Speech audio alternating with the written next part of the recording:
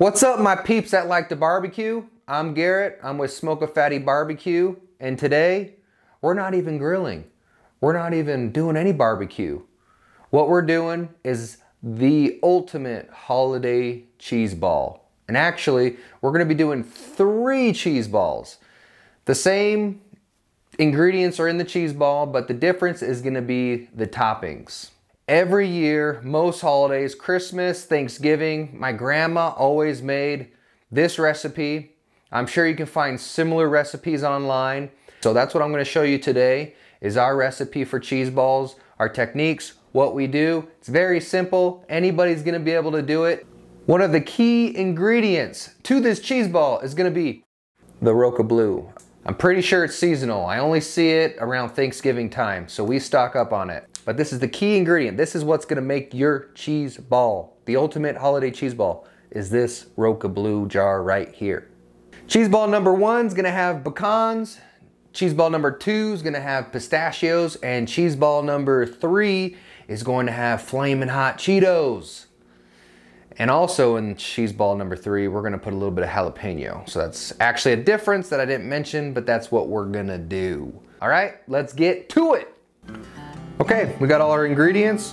Got the cream cheese, got the Roka Blue, the Old English. We have our garlic powder, our onion. We're gonna do a real onion. You could use onion powder.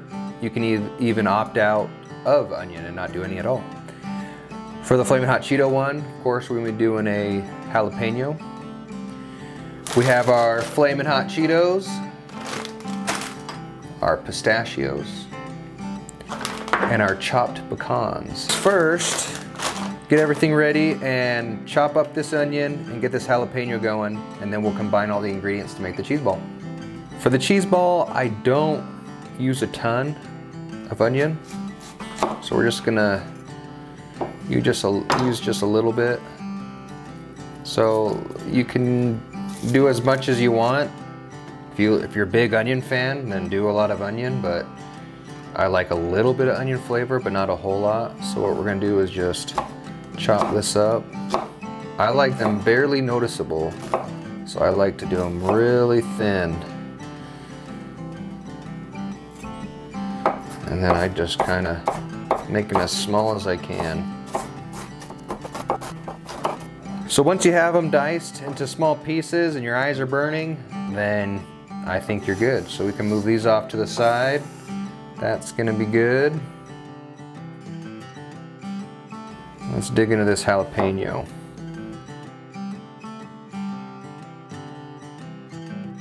So then you have a little hollow shell, and we're actually gonna put that in a little blender and blend that up. You can actually do that with the onion too, but sometimes it produces a lot of juice, so I didn't want it too oniony. So let's do that right now. So we're just gonna put the jalapeno in there. This is just a little hand blender. And we're just gonna pulse it. So we got the jalapeno blended up, so let's start combining some of these ingredients. All right, let's start putting the cream cheese in. So with this batch that I'm doing, since I'm making 3 individual kind of miniature cheese balls, I'm gonna use 2 cream cheeses. But if you're just making 1 cheese ball, you can get away with just doing a single cream cheese.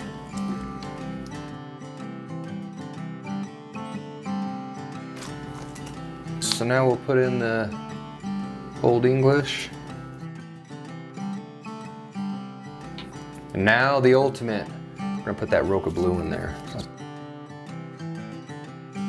And for the garlic powder, if you're just doing 1 cream cheese, you can probably put a ½ teaspoon. But since we have 2 cream cheeses in there, I'm probably gonna do maybe a 1/3 teaspoon. All right, let's go ahead and put our onions in. Just gonna get that on there. All right, now we're gonna mix it up.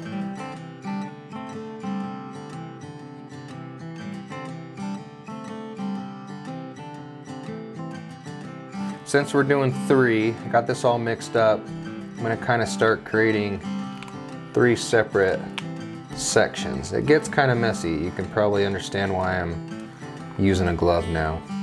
But now you just kind of separate it. So just one little. So that's pretty good. We got our 3 cheese balls. So right now we're gonna prep the toppings, and then we're gonna form the ball and put the toppings on, and we'll put them in the fridge, let them sit, and then we'll dig in. All right, let's grind up these pistachios.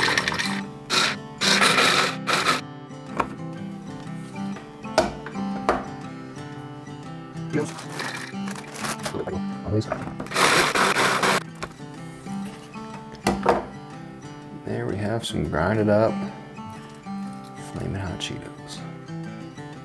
All right, in this next step, now we're gonna be starting to form these balls. So we use saran wrap, get a decent amount. Just gonna lay it flat on the table. You're just gonna take one of these balls and just drop it in. But pretty much what you're gonna do is now you're gonna form the ball. So you're just gonna use the saran wrap, just go over it. You're just gonna kind of mold it with your hand.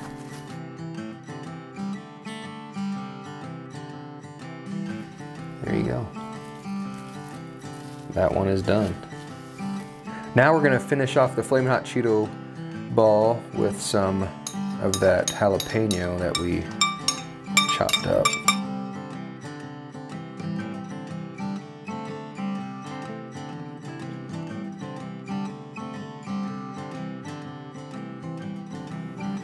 Okay, so we've had each cheese ball in the fridge for about an hour. Typically I have them in there a little longer than that, but an hour will be just fine. So we're just gonna unwrap this. This one will be our pecan one. And so we're just gonna kinda just coat it.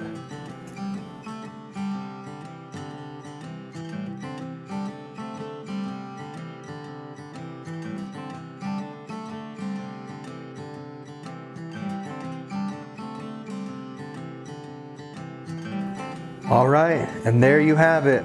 We got our cheese balls done. That middle one's the pecan one. Then we have our pistachio on the left. And on the right, we got our Flamin' Hot Cheeto with jalapeno cheese ball. These look so good. Let's get into them. I'm gonna go with the pistachio first. Put it on our cracker. That's good. A little more crunchier, but it's really good with that pistachio. Now let's give the pecan a try.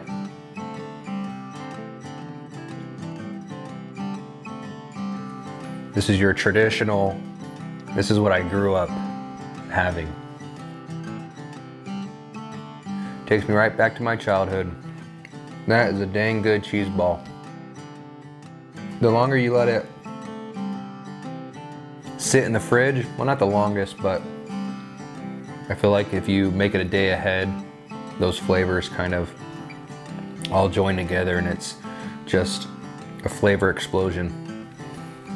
All right, last but not least, we're gonna try this Flamin' Hot Cheetos, and I added the jalapenos.